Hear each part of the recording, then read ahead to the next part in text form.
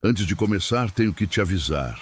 Alguns crimes podem ser chocantes, iguais a histórias e relatos de terror. Então, antes de começarmos, já se inscreve no canal e deixa o like, porque você vai estar tremendo demais para fazer isso no fim desses relatos de terror.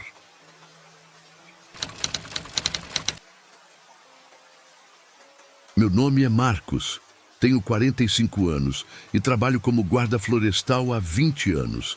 O que vou contar aconteceu em agosto de 2023, quando fui designado para investigar o desaparecimento de 3 colegas na torre de observação do Morro do Diabo, localizada no Parque Estadual do Morro do Diabo, no extremo oeste de São Paulo.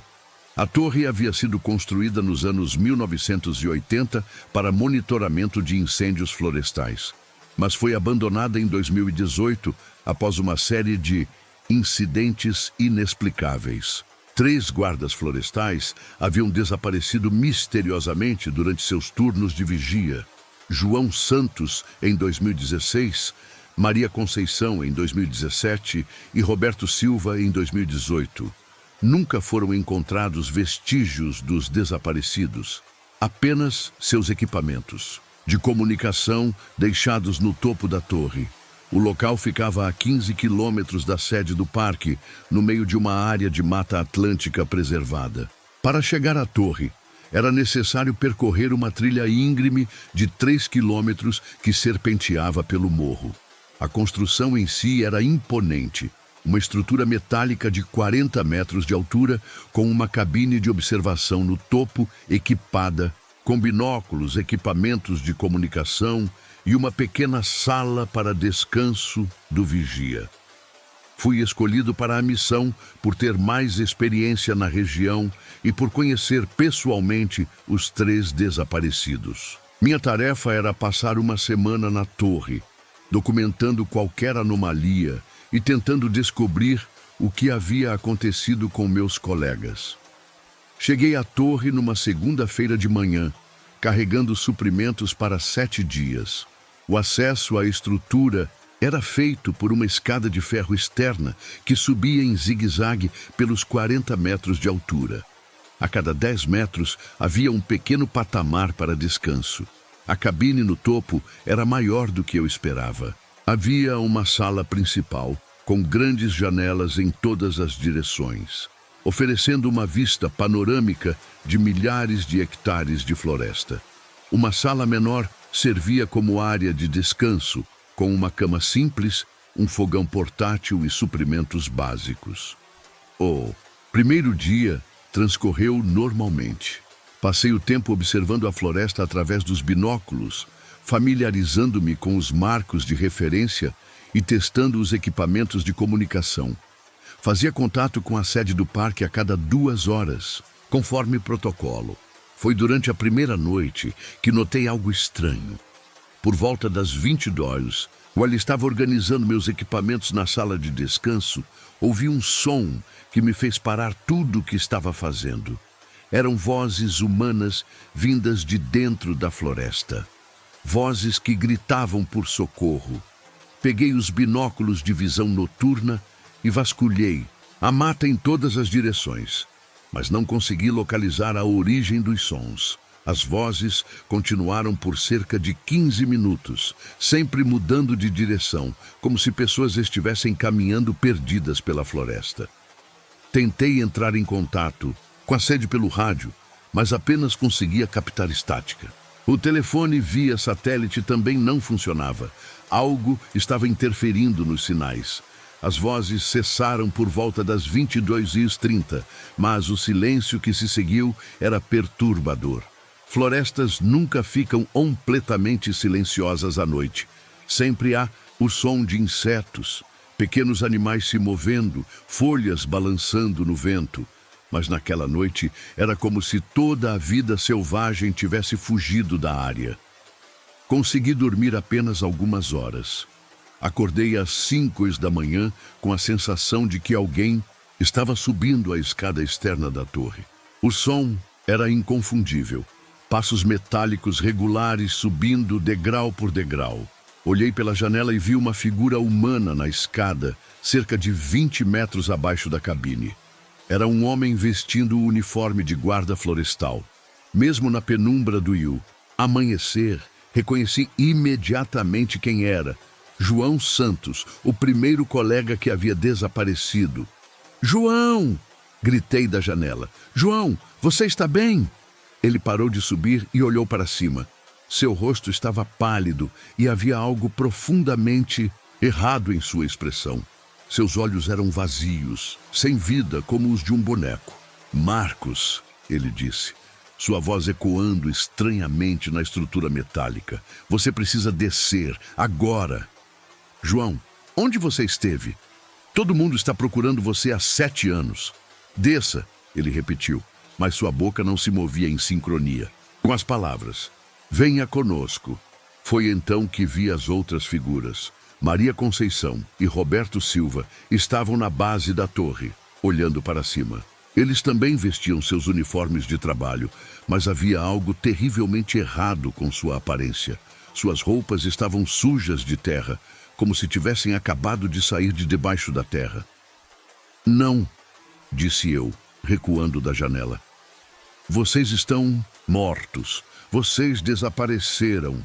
João continuou subindo a escada, seus movimentos mecânicos e descoordenados. "Não estamos mortos, Marcos. Estamos esperando. Sempre estivemos esperando aqui." Tranquei a porta da cabine, mas sabia que isso não me protegeria por muito tempo. Tentei desesperadamente fazer contato pelo rádio, mas só conseguia captar uma voz repetindo as mesmas palavras. "Venha conosco. Junte-se a nós. A torre está chamando." Os passos na escada continuaram até chegarem ao nível da cabine. Ouvi João tentando abrir a porta. "Marcos, abra a porta. Você não pode fugir. A torre não deixa ninguém partir."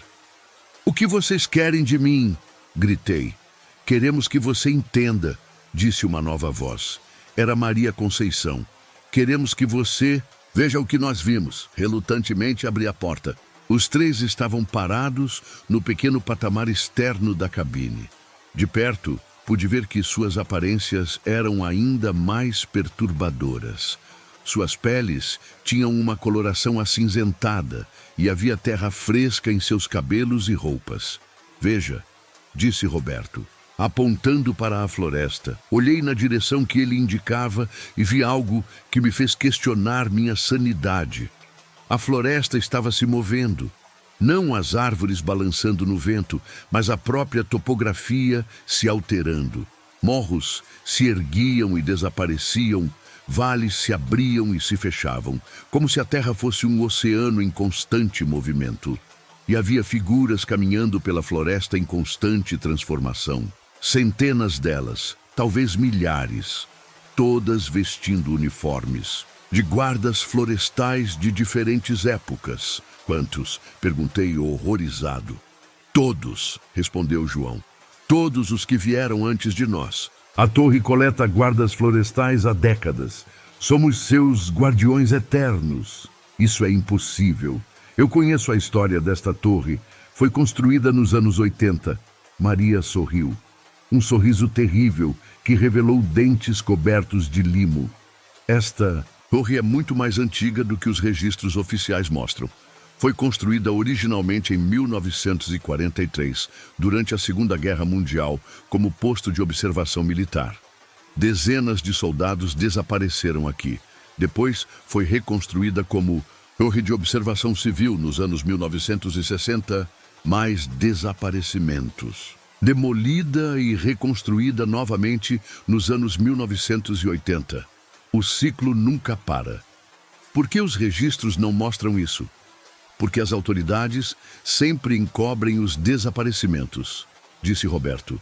É mais fácil do que admitir que existe algo neste lugar que está além da compreensão humana. Olhei novamente para a floresta em movimento e comecei a entender a magnitude do horror. A torre não era apenas um posto de observação. Era uma espécie de âncora dimensional, um ponto onde a realidade se dobrava e se distorcia. O que acontece com as pessoas que desaparecem? Nos tornamos parte da vigilância eterna, explicou João. Observamos a floresta que nunca para de mudar. Protegemos os segredos que ela esconde e recrutamos novos guardiões. E se eu me recusar? Os três me olharam com piedade. Não há recusa possível, disse Maria. A torre já escolheu você. Desde o momento em que pisou nesta cabine, seu destino foi selado. Foi então que notei algo aterrorizante. Minhas próprias mãos estavam começando a ficar pálidas e frias. Meus dedos tinham uma coloração acinzentada e pude sentir terra se materializando sob minhas unhas. Está acontecendo, disse Roberto. A transformação sempre começa no segundo dia. Tentei correr, mas meus movimentos estavam ficando lentos e pesados. Era como se meu corpo estivesse se enchendo de terra molhada. Não lutem contra isso, aconselhou João. É menos doloroso se vocês aceitarem. Mas eu não podia aceitar. Tinha esposa, filhos, uma vida inteira esperando por mim. Com o último resquício de força que me restava, corri para o equipamento de emergência e acionei o sinalizador de socorro. Um dispositivo pirotécnico que enviaria um sinal vermelho visível a quilômetros de distância. O foguete subiu pelo céu matinal, explodindo em uma luz vermelha brilhante. O efeito foi imediato. Meus três colegas desaparecidos gritaram como se estivessem sendo queimados. A floresta em movimento congelou instantaneamente e eu senti meu corpo voltando ao normal. Você não entende o que fez, disse João, sua forma começando a se desintegrar. Interrompeu um ciclo que existe há décadas, as consequências. Mas antes que ele pudesse terminar, todos os três se dissolveram como fumaça, deixando apenas o cheiro de terra molhada no ar. 20 minutos depois, ouvi o som de helicópteros se aproximando. A equipe de resgate chegou rapidamente, mas quando tentei explicar o que havia acontecido, eles me olharam com ceticismo. Marcos, você passou apenas 36 horas na torre, disse o capitão da equipe de resgate. Não uma semana inteira como você está descrevendo. Olhei para meu relógio e fiquei chocado. Era realmente terça-feira de manhã. Eu havia perdido apenas uma noite, mas havia vivenciado dias de experiências. Durante o voo de volta para a sede do parque, olhei para baixo e vi a torre de observação do Morro do Diabo se afastando. Por um momento, pensei ter visto figuras na cabine acenando para o helicóptero. Mas quando olhei novamente, não havia nada. A torre foi oficialmente desativada uma semana depois. Os relatórios oficiais citaram problemas estruturais como motivo para o fechamento. Nunca mencionaram os desaparecimentos ou os eventos sobrenaturais. Eu pedi transferência para outra unidade de conservação, longe daquela região. Nunca, mas voltei ao Parque Estadual do Morro do Diabo.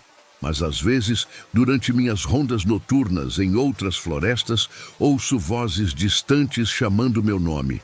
Vozes que reconheço como sendo de João, Maria e Roberto. E sempre que ouço essas vozes, sinto um formigamento nas mãos. O mesmo formigamento que senti quando a transformação estava começando. Descobri, através de pesquisas informais, que a torre de observação do Morro do Diabo foi construída sobre um antigo cemitério indígena, mais especificamente sobre um local onde pajés eram enterrados após rituais de comunicação com o mundo dos espíritos. A construção da torre, ao que parece, criou uma fenda entre dimensões, transformando o local em uma armadilha para almas. A torre continua fechada, mas, segundo moradores locais, luzes ainda podem ser vistas na cabine durante certas noites. E, de vez em quando, algum aventureiro ou pesquisador consegue acesso ao local e sobe até o topo. Nenhum deles jamais retorna.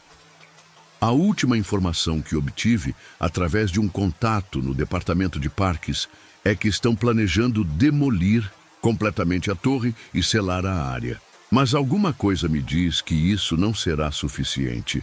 Alguns lugares são portais para dimensões que não deveriam existir.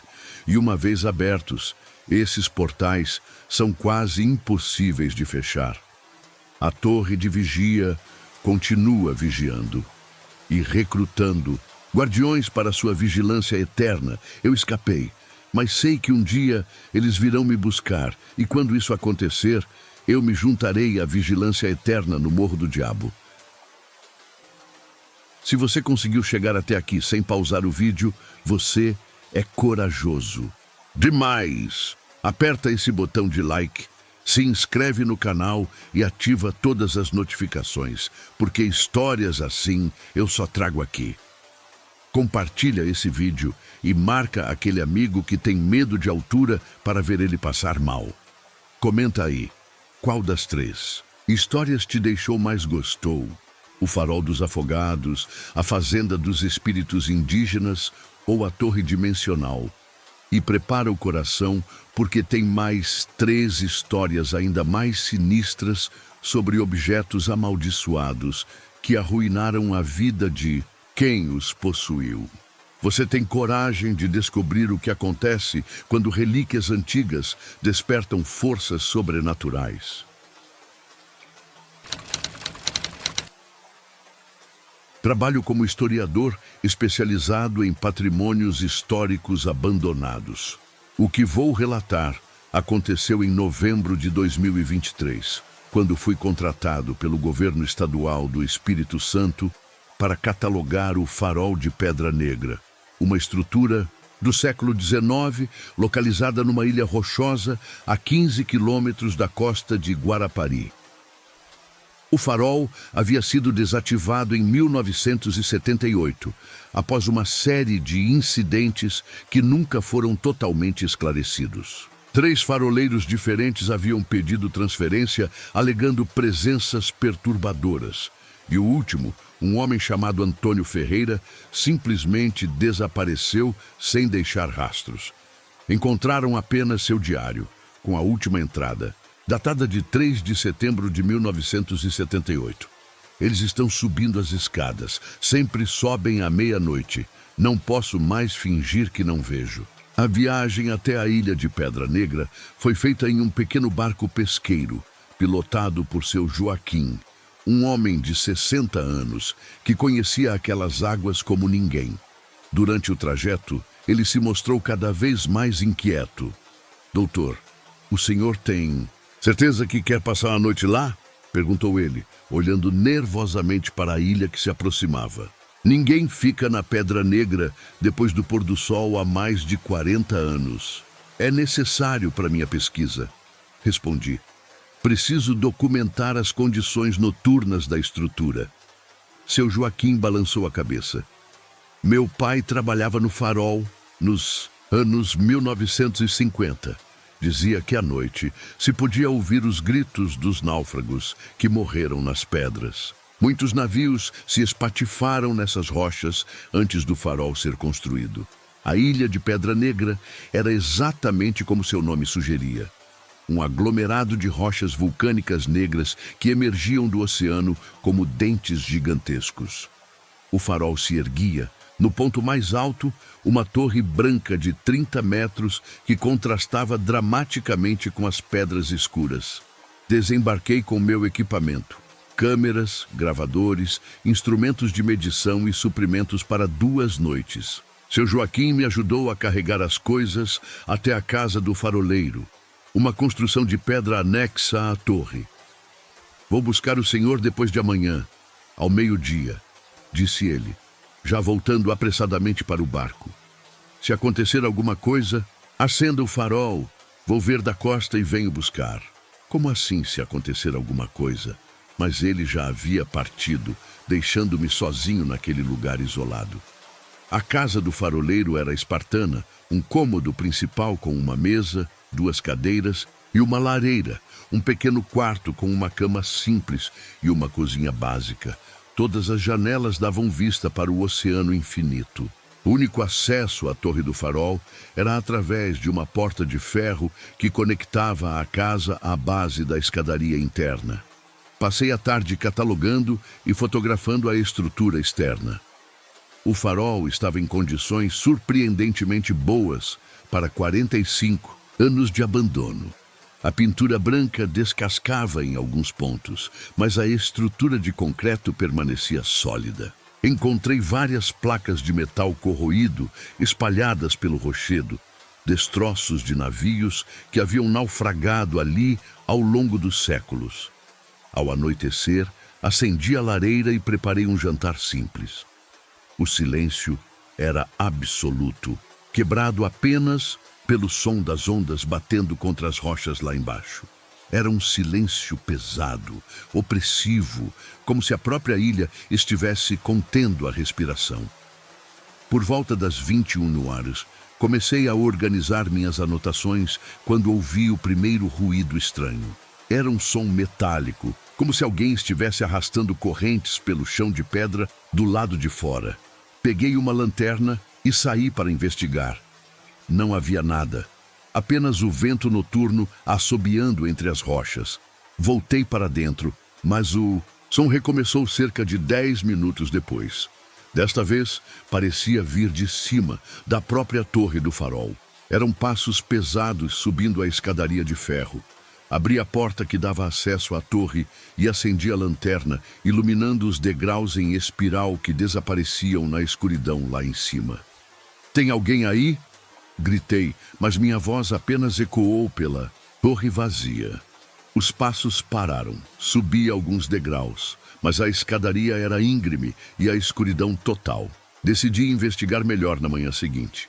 Voltei para a casa, mas o sono não vinha. Cada ruído do vento, cada batida de onda parecia amplificada.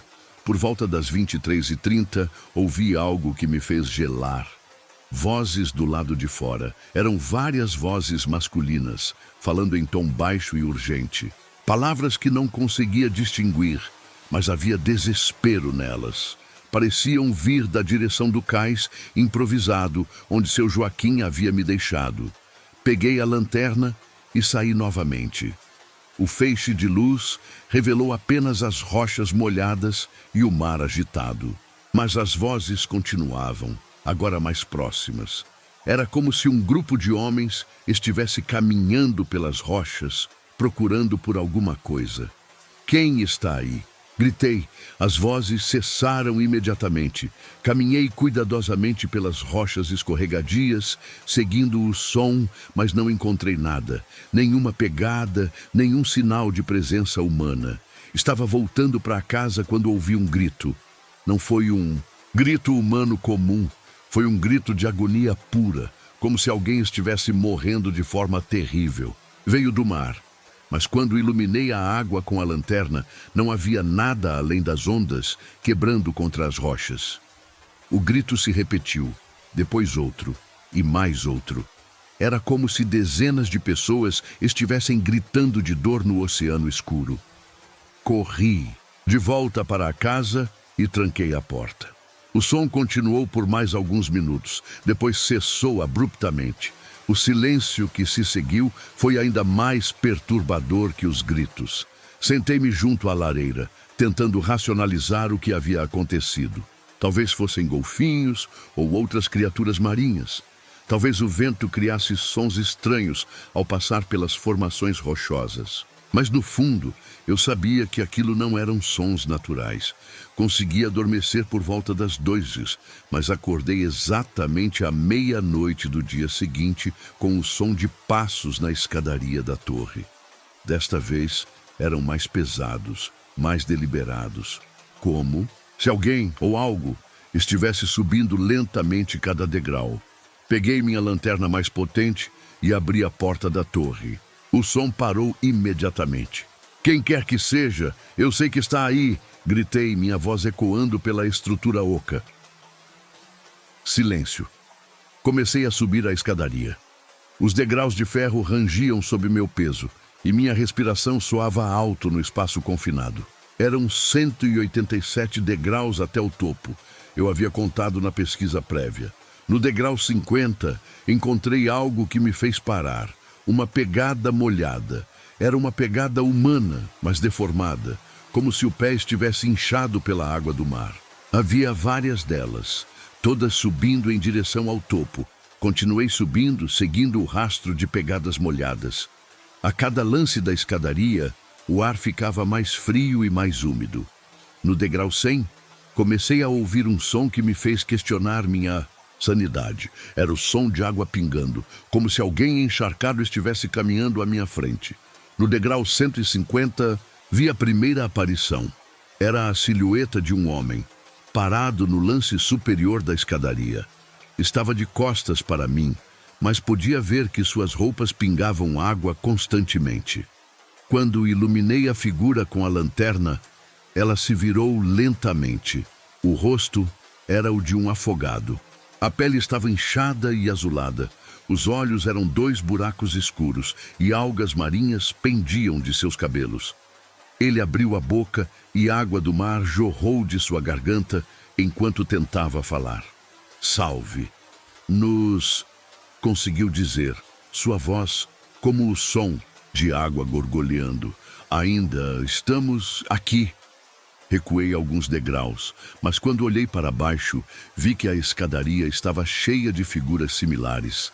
Dezenas de homens afogados, todos subindo lentamente em minha direção.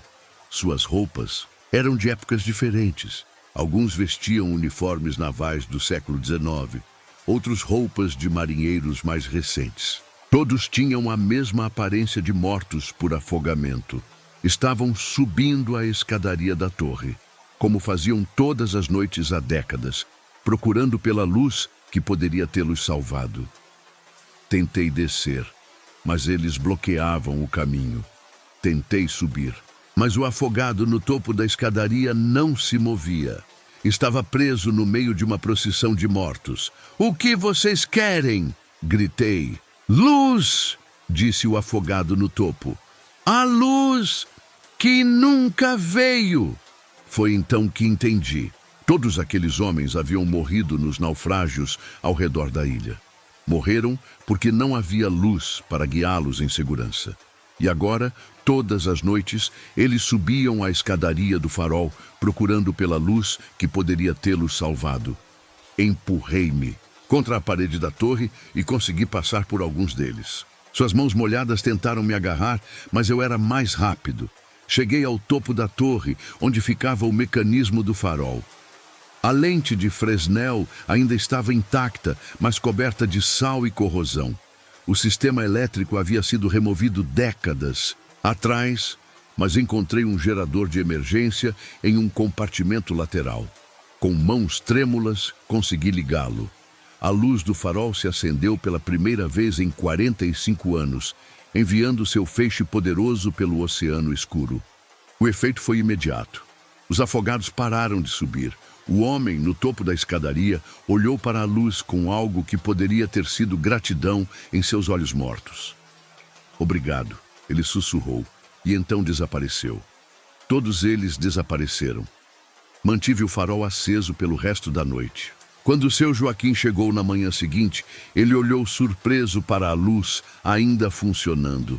"Doutor, como conseguiu ligar o farol?" "Encontrei um gerador", disse eu, sem mencionar os eventos da noite. Ele balançou a cabeça admirado. "Sabe, esta é a primeira noite em 45 anos que dormi tranquilo na costa. Sempre ouvia os gritos vindos da ilha, mas ontem foi a primeira noite de silêncio completo." Durante a viagem de volta, contei a seu Joaquim sobre os afogados. Ele não pareceu surpreso. "Meu pai sempre dizia que eles estavam presos na ilha, esperando pela luz", disse ele. "Talvez agora possam descansar." Incluí em meu relatório uma recomendação para que o farol fosse reativado como memorial aos náufragos. Não mencionei os fantasmas, ninguém acreditaria, mas sugeri que uma luz automatizada fosse instalada para funcionar todas as noites. 6 meses depois, recebi uma carta da Prefeitura de Guarapari informando que o farol de Pedra Negra havia sido reativado como monumento histórico e memorial marítimo. A luz agora funciona automaticamente todas as noites. E desde então, segundo pescadores locais, Os gritos de agonia que vinham da ilha durante as madrugadas nunca mais foram ouvidos. Os mortos finalmente encontraram a luz que procuravam. Há mais de um século. Se você chegou até aqui e curte relatos de terror, deixe seu like. Se inscreve no canal e ative o sininho porque eu trago terror real toda semana. Me conta nos comentários. Você teria tido coragem de acender aquele farol? E prepara o coração porque a próxima história é de uma família que comprou uma fazenda, isolada no interior, sem saber que o lugar esconde um segredo aterrorizante sobre rituais antigos. Você consegue imaginar o horror de descobrir que sua nova casa foi construída sobre um cemitério indígena amaldiçoado?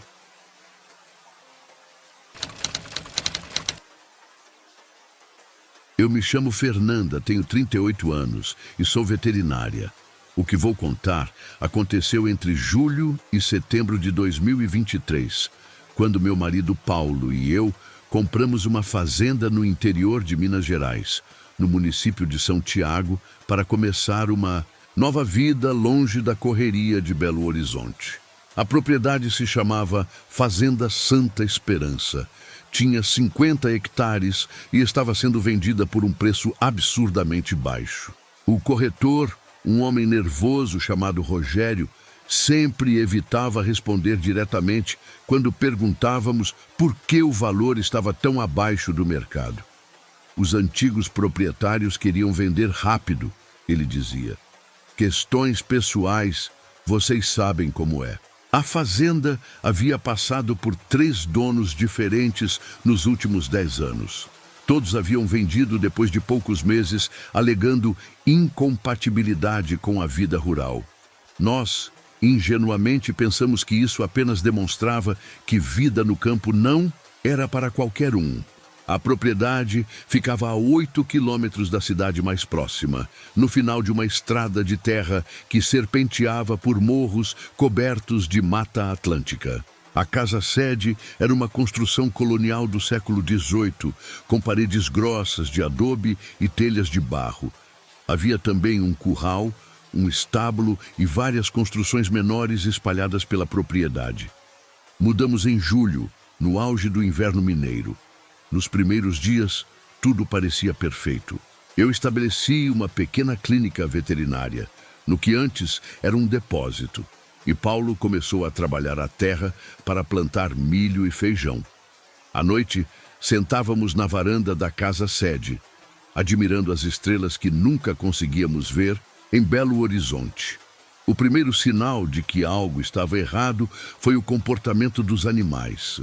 Trouxemos conosco nossa cadela Mel, uma Golden Retriever dócil e amigável. Desde o primeiro dia, ela se recusava a entrar em certas áreas da propriedade. Havia um campo aberto atrás da casa-sede, onde ela simplesmente não pisava, mesmo que jogássemos sua bola favorita lá. Ela ficava parada na divisa, rosnando baixinho e com todos os pelos eriçados. Os cavalos que compramos de um fazendeiro vizinho também apresentavam comportamento estranho. Durante o dia, pastavam normalmente, mas à noite se aglomeravam em um canto específico do pasto, todos virados na mesma direção, olhando fixamente para o campo onde Mel se recusava a entrar. Deve ser algum predador, disse Paulo. Onça ou lobo-guará. Os animais sentem o cheiro. Instalei câmeras de monitoramento noturno para tentar identificar o que estava assustando nossos animais. Por 3 noites, não captaram nada além de imagens normais da propriedade sob o luar. Na 4ª noite, as câmeras registraram algo que nos deixou sem explicação. Às 2h17 da madrugada, várias figuras humanas apareceram caminhando pelo campo proibido. Eram pelo menos 20 pessoas, movendo-se em fila única, todas na mesma direção.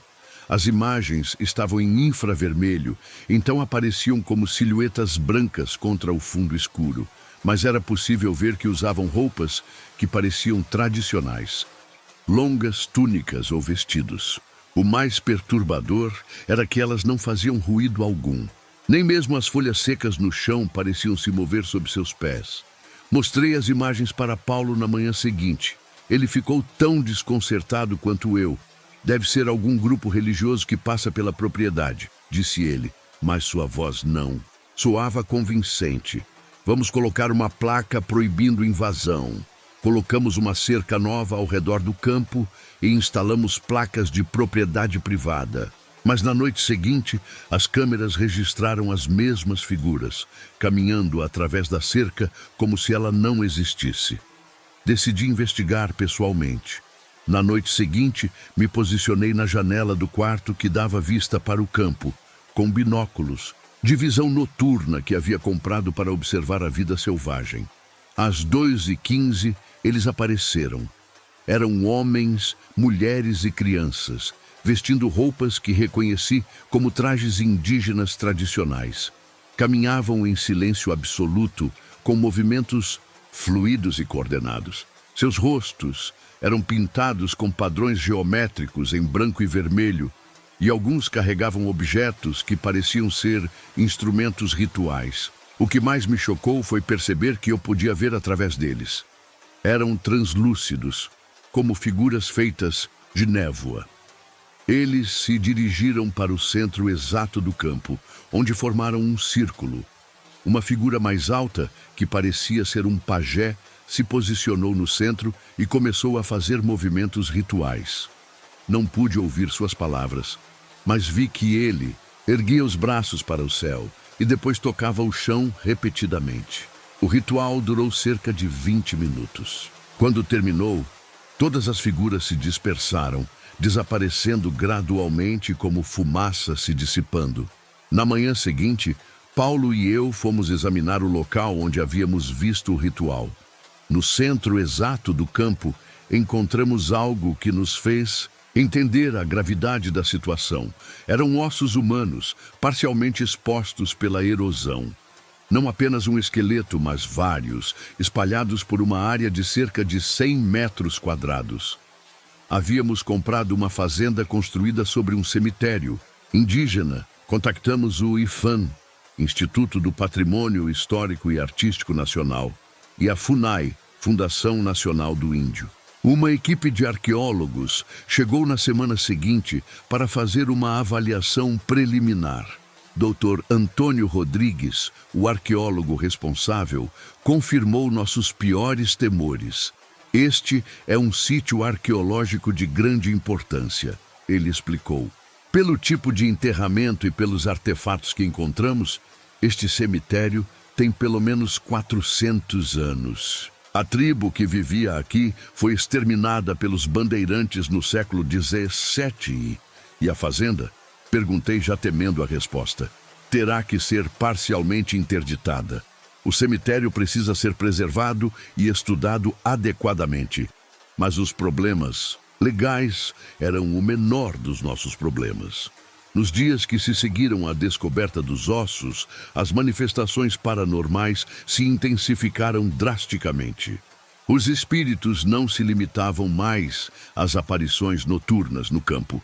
Começaram a entrar na casa-sede.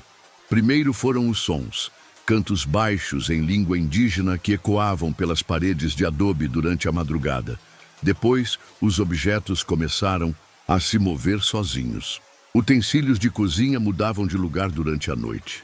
Portas se abriam e fechavam sem motivo aparente.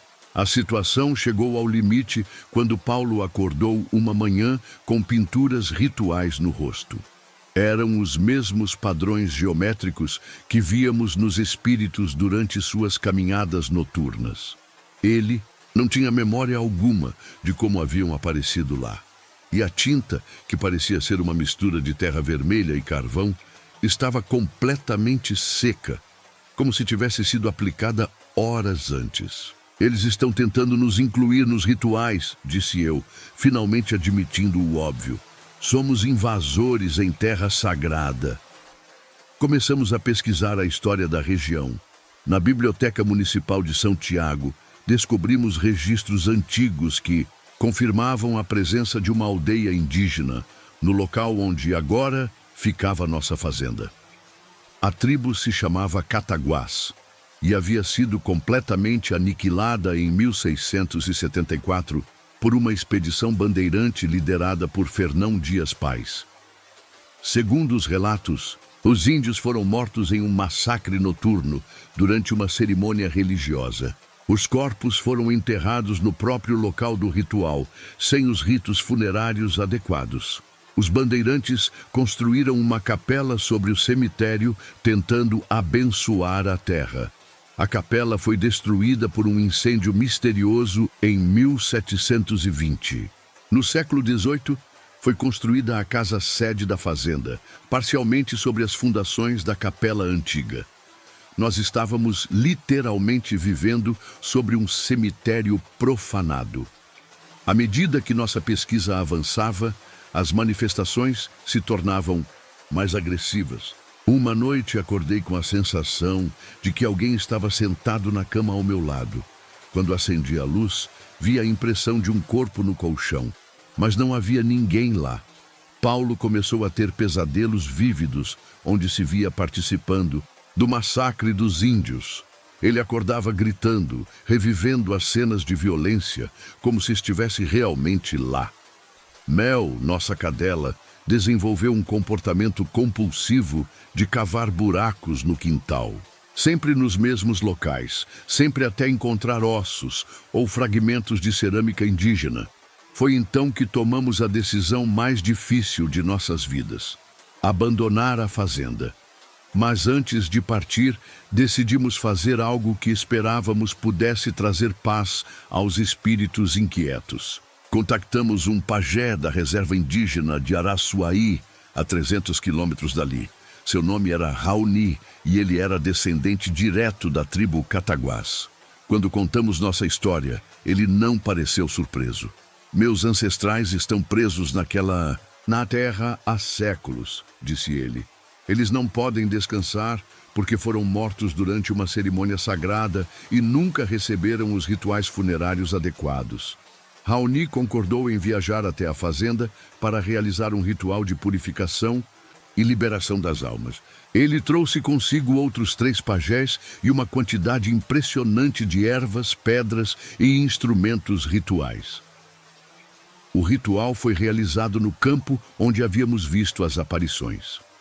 Durante 3 dias e 3 noites, os pajés cantaram, dançaram e queimaram ervas sagradas. No terceiro dia, algo extraordinário aconteceu. Durante o pôr do sol, dezenas de espíritos se materializaram no campo. Desta vez, não eram figuras translúcidas, mas presenças sólidas e luminosas. Homens, mulheres e crianças da tribo Cataguás, vestindo suas roupas cerimoniais mais belas. Eles se posicionaram em círculo ao redor dos pajés e, pela primeira vez em 4 séculos, conseguiram completar o ritual que havia sido interrompido pelo massacre. Quando o ritual terminou, uma luz dourada envolveu todos os espíritos. Um por um, eles se aproximaram de nós, Paulo, eu e os pajés, fazendo um gesto que interpreto como agradecimento. Depois, começaram a se elevar lentamente, dissolvendo-se na luz do entardecer. O último a partir foi uma figura que reconheci como o pajé principal. Antes de desaparecer, ele tocou minha testa com um dedo luminoso.